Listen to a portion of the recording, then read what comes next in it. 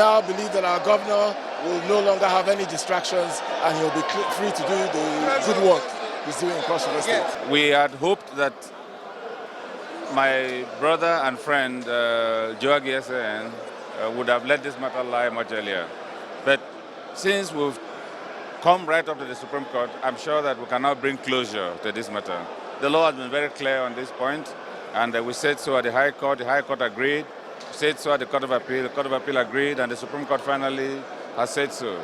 Point to note at this: one, Senator Ben AYADE did not falsify his age. The Supreme Court has said so clearly.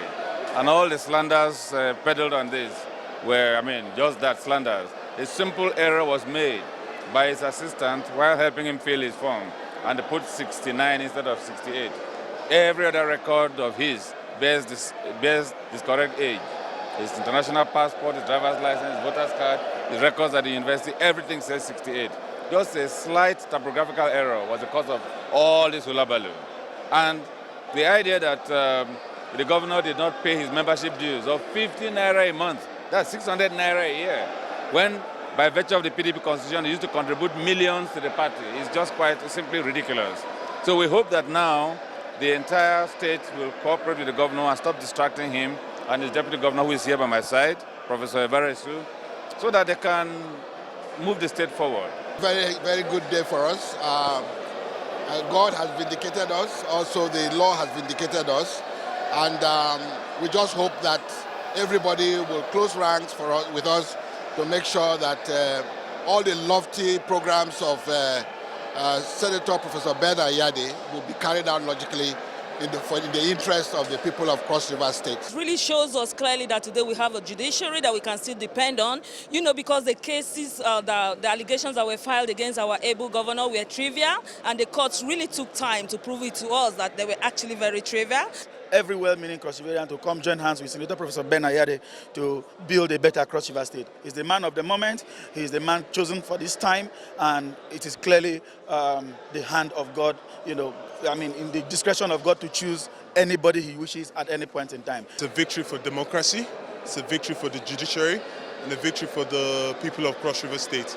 And today God has given us victory. We thank God and we thank the judiciary for standing up to what is right. The court was written to, and you can hear when they cited it in the judgment that the secretary of the party, Honorable Godieta, actually confirmed or reaffirmed the fact that the governor was cleared. He met every requirement. He's even more than the age limit. He is 10 or 11 years more than. Whatever they asserted was not of any benefit to him. He's somebody who is straightforward. He's somebody who has human compassion, who is ready to help his people. So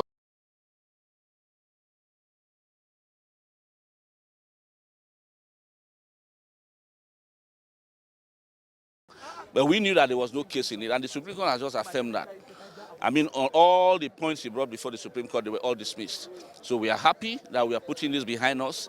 Our focus is to deliver on those bold projects, those bold policies that AYADE enunciated, that AYADE had commented. So our expectation is that with this having been put to bed, that everybody will join hands together with the administration to deliver on these lofty objectives. all the issues that were resolved, it shows that no amount of lies that you can tell in life that can ever replace the truth.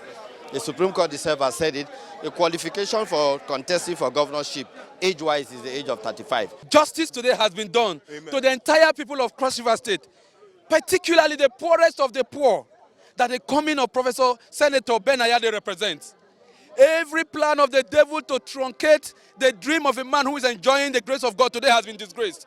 That is a reflection of what you have seen.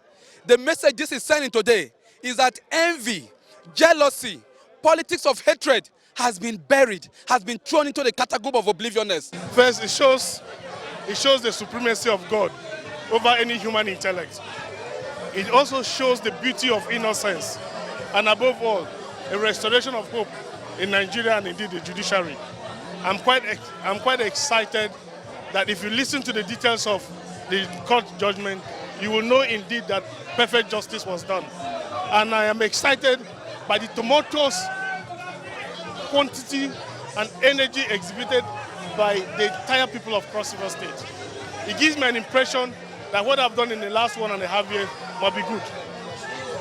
this is over now. This is Supreme Court. So I'm only asking them to come, let's come together and work for the good of the state. We are not driven by ambition. We are driven by service, the yearning to make life better for our people. So let them come. We are ready to work together, including Joe Agi himself. Let him join me and let us move Cross River State forward. All along, I've been operating on one leg. Once we're in court in Nigeria, you cannot sleep until it's over. Now that it's over, they're going to see new energy. They're going to see new verve. They're going to see new vitality. They're going to see so much that will make so much difference. Indeed, Cross River State is a great state. And I believe that with all the energy I've seen, with all the happiness and excitement in the air, the whole Calabar is gone haywire. The town is completely locked down. If people can do this for you, not as a candidate, but someone who is already sitting in office for a year and a half, it shows there's something I'm doing right.